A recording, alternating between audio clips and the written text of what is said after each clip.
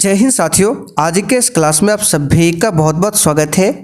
तो साथियों, बिहार पुलिस सिपाही की नई भर्ती 2025 के लिए आज हम लोग 11 अगस्त 2024 के क्वेश्चन पेपर को कवर करेंगे और ये आपका पार्ट 2 वीडियो है। इससे पहले आपका पार्ट 1 हो चुका है और यहाँ पर आप लोग स्क्रीन पर देख सकते हैं, ये किरण पब्लिकेशन का सॉल्व पेपर का बुक है। इसमें 2010 से लेकर 2024 तक विस्तृत व्याख्या सहित टोटल 33 प्रैक्टिस सेट दिया हुआ है। तो इस बुक से आप लोग प्रैक्टिस सेट लगा सकते हैं। इससे आपको पता चलेगा एग्जाम में किस टाइप से क्वेश्चन पूछा जाता है, कहाँ से क्वेश्चन बनता है। तो आपके एग्जाम के लिए बहुत ही जरूरी बुक है। इसे लेना चाहते हैं तो उसका लिंक आपको डिस्क्रिप्शन बॉक्स में मिल जाएगा। तो चलिए इसी के साथ आज हम लोग इस क्लास को स्टार्ट करते हैं। तो चलिए आज का पहला क्वेश्चन देखिए, जीवित कोशिका के खोजकर्ता कौन है। चलिए, बहुत ही सिंपल क्वेश्चन पूछा गया है, बताइए इसका आंसर क्या होगा। जीवित कोशिका के खोजकर्ता कौन है।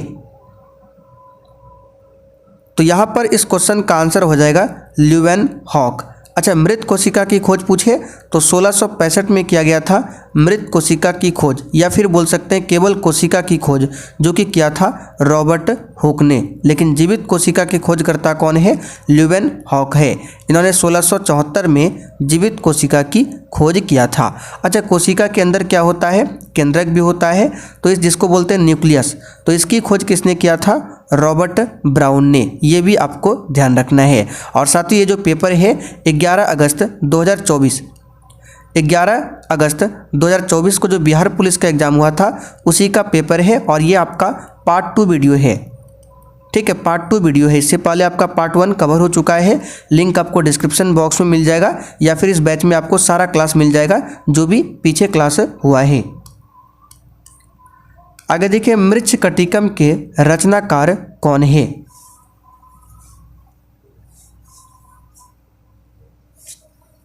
तो साथियों, मृच्छकटिकम के रचनाकार है शूद्रक।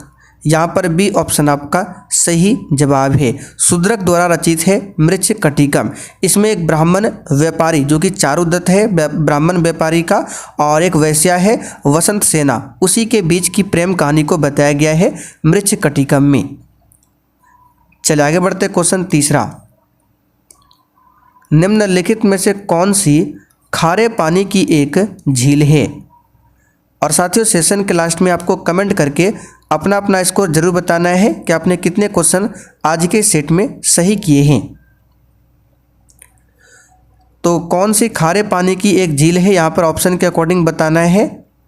तो इसका सही जवाब हो जाएगा चौथा, पेंगोंग त्सो झील। ये क्या है, तो ये पूर्वी लद्दाख और पश्चिमी तिब्बत में एक अंतर्देशीय झील है। कैसी झील है, अंतर्देशीय झील है, और ये विश्व की सबसे ऊंची खारे पानी की झील है, ध्यान रखिएगा। आंसर क्या हो जाएगा, डी ऑप्शन। इसकी ऊंचाई कितनी है, तो 4350 मीटर है, ध्यान रखिएगा। लोकटक झील कहाँ पर है, तो ये मणिपुर है, मणिपुर में है लोकटक झील। जजिया कर किसने लागू किया था। ये सब क्वेश्चन हम प्रैक्टिस सेट में कई बार करा चुके हैं। देखिए, भारत में अगर पूछे पहली बार जजिया कर को लागू करने वाला मुसलमान कौन था, तो मोहम्मद बिन कासिम था। ठीक है, मोहम्मद बिन कासिम ने भारत में जजिया कर को लागू किया था, ध्यान रखिएगा। उसके बाद 1664 में अकबर ने जजिया कर को समाप्त कर दिया था, लेकिन फिर से 1679 में, ठीक है, फिर से 1679 में औरंगजेब ने जजिया कर को लागू कर दिया था। अच्छा, ब्राह्मणों पर जजिया कर किसने लागू किया था, आप लोग कमेंट करके बताइए। तो फिलहाल इस क्वेश्चन का आंसर होगा मोहम्मद बिन कासिम। ब्राह्मणों पर जजिया कर लगाया था फिरोज शाह तुगलक ने। किसने लगाया था, फिरोज शाह तुगलक ने। 22 जनवरी 1905 को कौन सी घटना घटित हुई थी। चलिए बताइए इसका आंसर क्या होगा।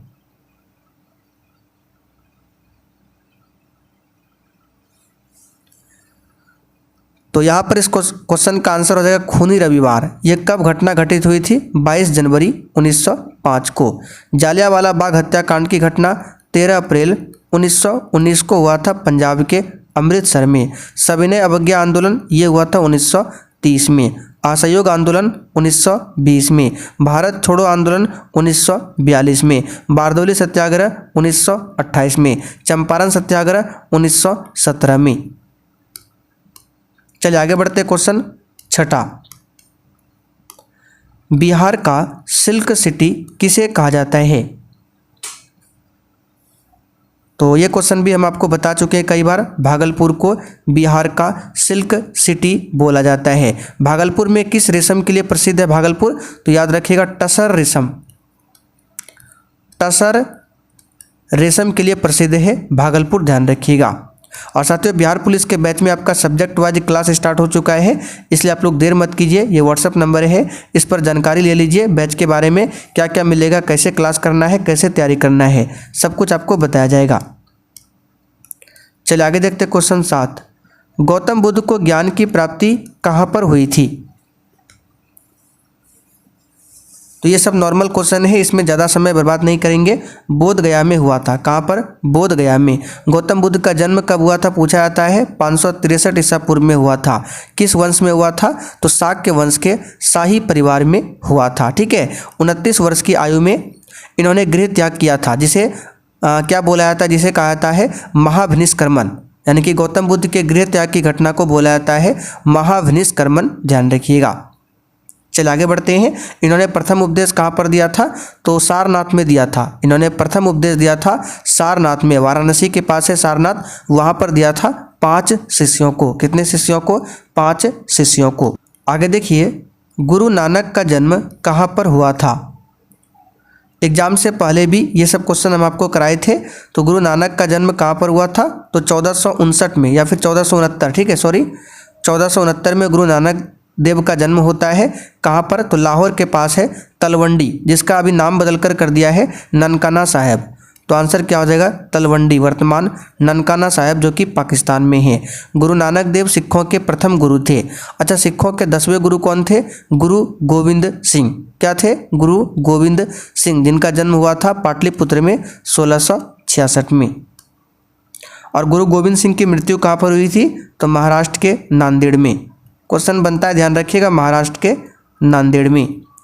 अनुपम मिश्र का जन्म कब और कहाँ पर हुआ था?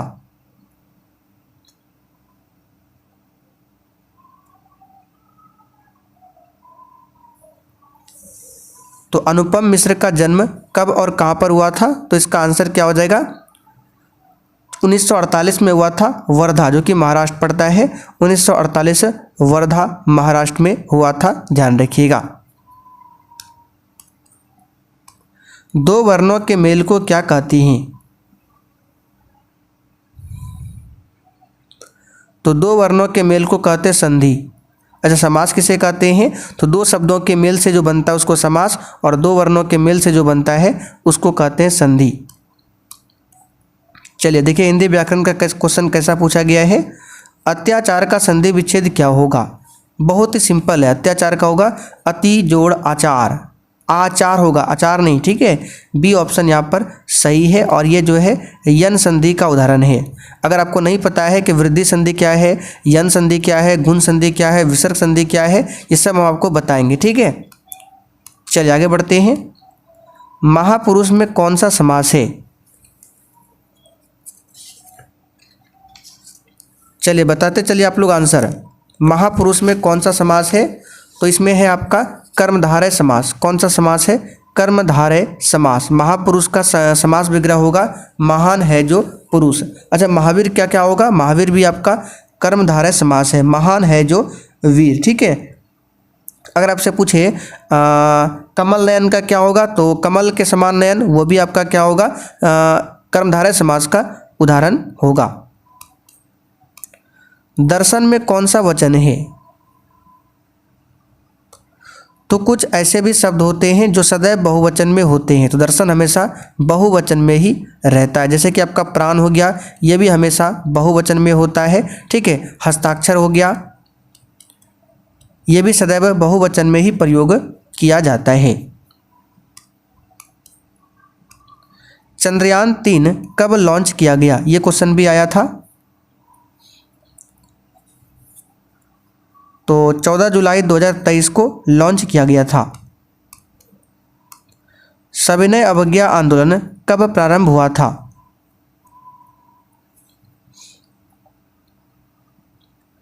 तो इसका आंसर क्या हो जाएगा? तो सविनय अवज्ञा आंदोलन 1930 में 6 अप्रैल 1930 को स्टार्ट हुआ था। ठीक है, 12 मार्च 1930 को स्टार्ट हुआ था दांडी यात्रा, जो कि 6 अप्रैल 1930 को महात्मा गांधी जी दांडी पहुंचते हैं और 1930 में ही आपका सविनय अवज्ञा आंदोलन स्टार्ट हो जाता है। अच्छा, चंद्रयान 3 यहाँ पे पूछा गया है। चंद्रयान 2 कब लॉन्च हुआ था? तो 22 जुलाई 2019 को चंद्रयान 2, और चंद्रयान फर्स्ट जो है ये आपका 2009 में चंद्रयान फर्स्ट, 2019 में सेकंड और 2023 में थर्ड। चलिए आगे देखिए, इंग्लिश का क्वेश्चन है, फिल इन द ब्लैंक का क्वेश्चन है। यहाँ पर देखिए एक फ्रेज दिया हुआ है, एज हंग्री एज ए। तो ये एक प्रकार का क्या है? मुहावरा, जिसको बोलते हैं इंग्लिश में फ्रेज। ठीक है, जिसका प्रयोग होता है बहुत अधिक भूख को व्यक्त करने के लिए। तो यहाँ पर इसका क्या हो जाएगा? As hungry as a wolf. यहाँ पर सी ऑप्शन आपका सही आंसर है। ग्रीनपीस इंटरनेशनल का मुख्यालय कहाँ पर है? तो नीदरलैंड के एम्स्टर्डम में ग्रीनपीस इंटरनेशनल का मुख्यालय है। नीदरलैंड के द हेग में किसका मुख्यालय है? अंतर्राष्ट्रीय न्यायालय का मुख्यालय है। यूएनओ का मुख्यालय कहाँ पर है? न्यूयॉर्क में। जनहित याचिका के भारत में प्रवर्तक कौन थे? ये सब क्वेश्चन बता चुके हैं पॉलिटी क्लास में। जनहित याचिका PIL, तो इसके प्रवर्तक कौन है? तो PN भगवती यहाँ पर दिया है, और यहाँ पर क्या दिया है? इसका आंसर हो जाएगा PN भगवती। बी ऑप्शन यहाँ पर सही जवाब है, PN भगवती। शेरशाह सूरी का मकबरा कहाँ पर है? तो इसमें ज़्यादा समय बर्बाद नहीं करेंगे। बिहार के सासाराम में शेरशाह सूरी का मकबरा है, ध्यान रखिएगा। आगे देखिए, 1943 में आज़ाद हिंद फौज की स्थापना कहाँ पर हुई थी? देखिए, आज़ाद हिंद फौज, जिसको कहा था इंडिया नेशनल आर्मी, INA, इसकी स्थापना 1942 कर लीजिए, 1942 में सिंगापुर में होता है। बी ऑप्शन यहाँ पर आपका सही है। आगे देखते हैं, भारत में न्यूनतम जनसंख्या घनत्व वाला जिला कौन सा है?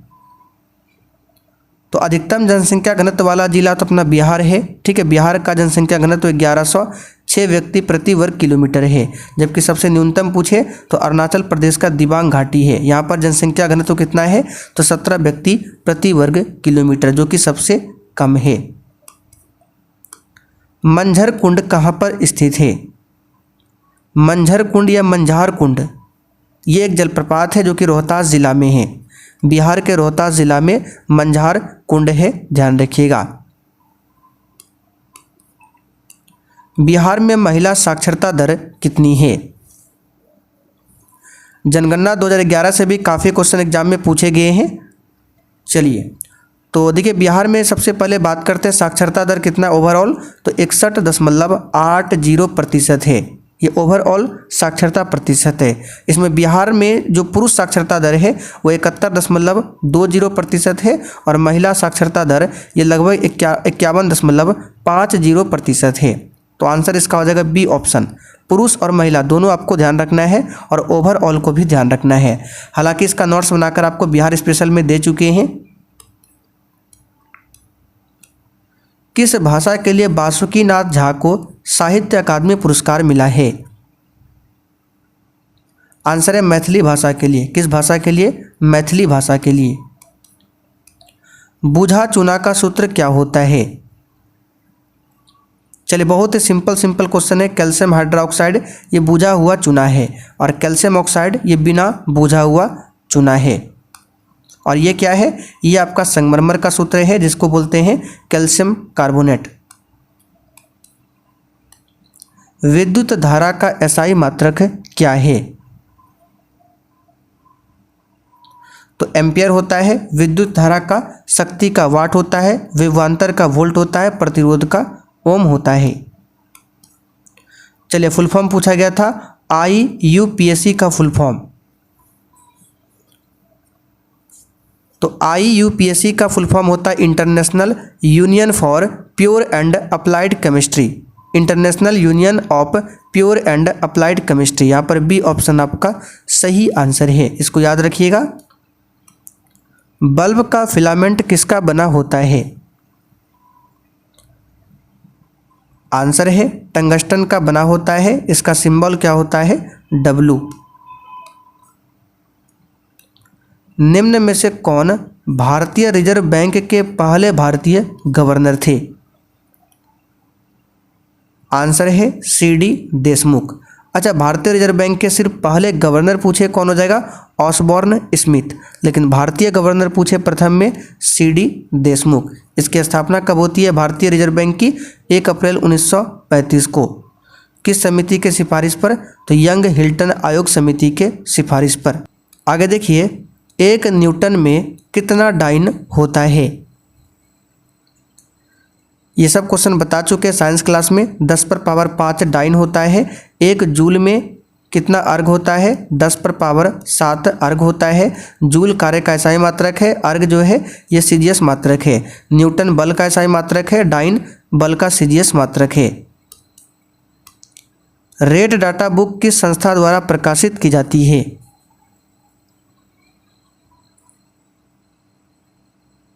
आंसर है IUCN के द्वारा। बी ऑप्शन यहाँ पर आपका सही जवाब है, ध्यान रखिएगा। बिहार में डचों द्वारा पहली फैक्ट्री कहाँ स्थापित की गई थी?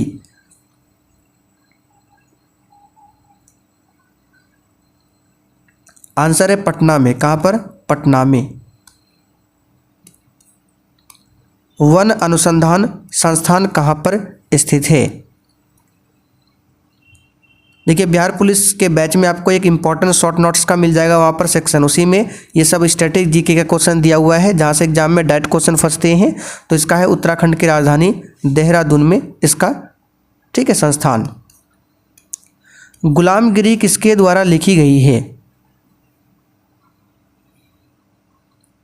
तो प्रैक्टिस सेट में बता चुके हैं, ज्योतिबा फुले के द्वारा गुलामगिरी पुस्तक को लिखा गया है।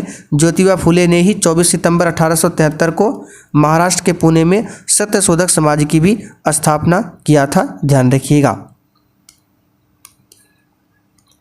आर्य समाज की स्थापना किसने किया? स्वामी दयानंद सरस्वती ने। कब किया था? 1875 में। कहाँ पर किया था? बॉम्बे में, ध्यान रखिएगा। स्वामी दयानंद सरस्वती ने एक नारा दिया था, वेदों की ओर लौटो, और इनकी एक पुस्तक है सत्यार्थ प्रकाश।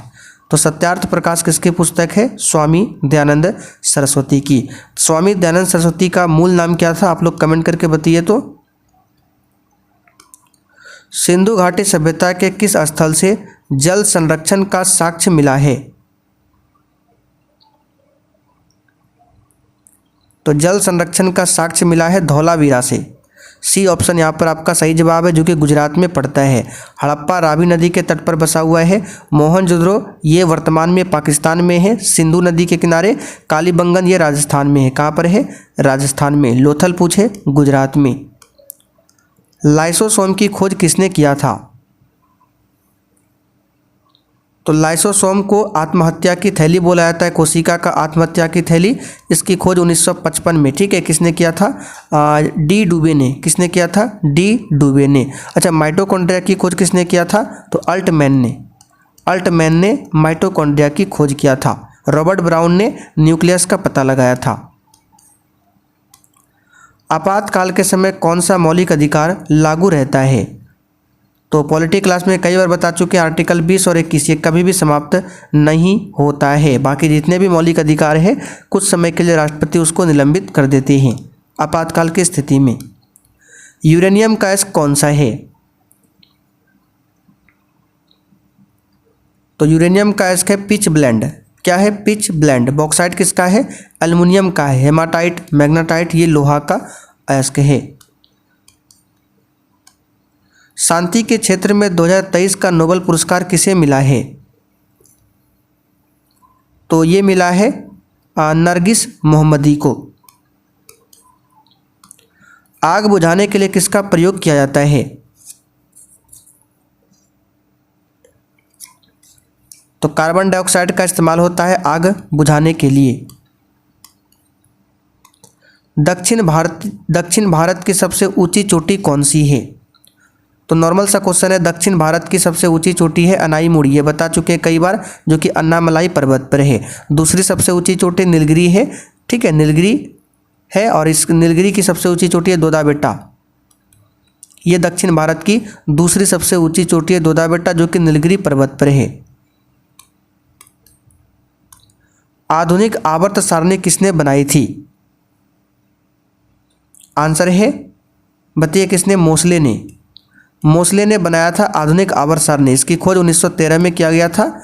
आधुनिक आवर्त सारणी में 118 एलिमेंट है, ठीक है। और मॉडर्न जो पीरियोडिक टेबल है उसको किस क्रम में बनाया गया है? तो तत्वों को बढ़ती परमाणु संख्या के क्रम में बनाया गया है आधुनिक आवर्त सारणी को।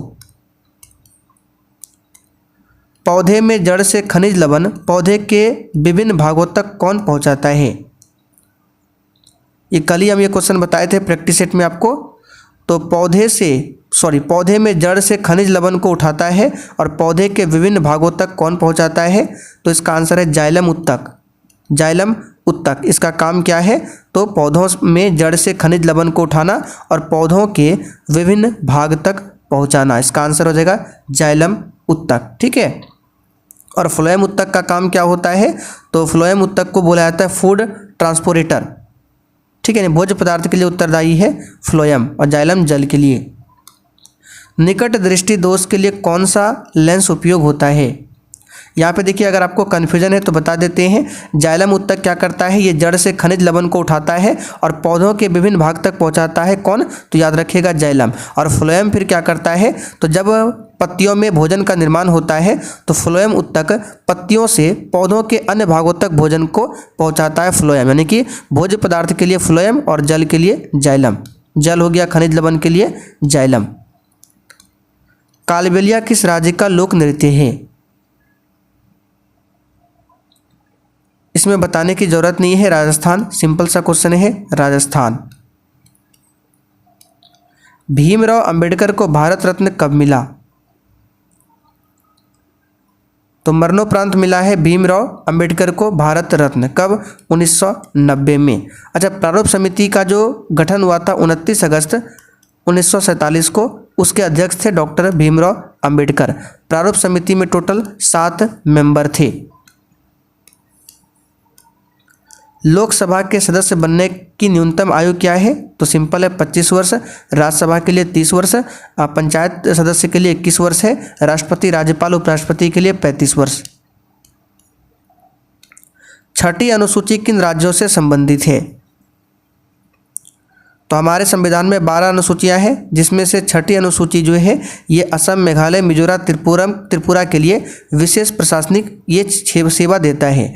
यहाँ पर ए ऑप्शन आपका सही जवाब है। यानी कि छठी अनुसूची में असम, मेघालय, त्रिपुरा और मिजोरम राज्यों में जनजातीय क्षेत्रों के प्रशासन से संबंधित प्रावधान दिया गया है छठी अनुसूची में। वही 7वीं अनुसूची की बात करें, इसमें केंद्र और राज्यों के बीच शक्तियों का विभाजन किया गया है। जैसे कि संघ केंद्र के लिए संघ सूची है, राज्य के लिए राज्य सूची है और दोनों के लिए समवर्ती सूची है। 8वीं अनुसूची में भाषा के बारे में बताया गया है।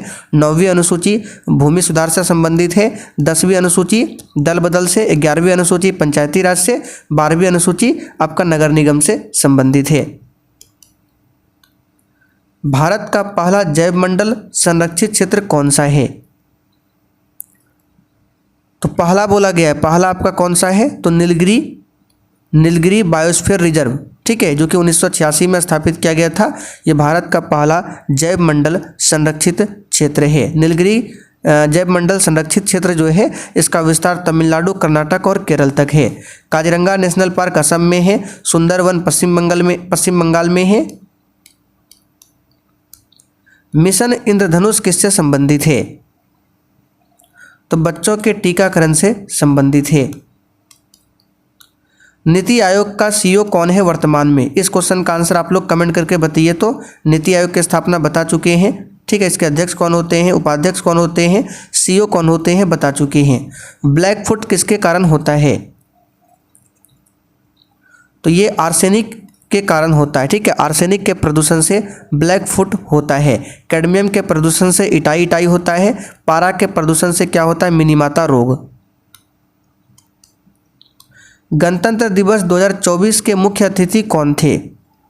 आंसर है इमैनुअल मैक्रो। ए ऑप्शन यहाँ पर आपका सही जवाब है। कौन है? फ्रांस के राष्ट्रपति थे इमैनुअल मैक्रो 75वें गणतंत्र दिवस 2024 पर। आंसर हो जाएगा ए ऑप्शन। तो चले साथियों, आज आपका कंप्लीट होता है 11 अगस्त 2024 का पेपर। ये पार्ट 2 था, पार्ट 1 आपको सब मिल जाएगा। इससे पहले अभी 7 अगस्त का पेपर आपका कंप्लीट हो चुका है। ये सब पेपर आपको मिल जाएगा बिहार पुलिस 2025 के बैच में।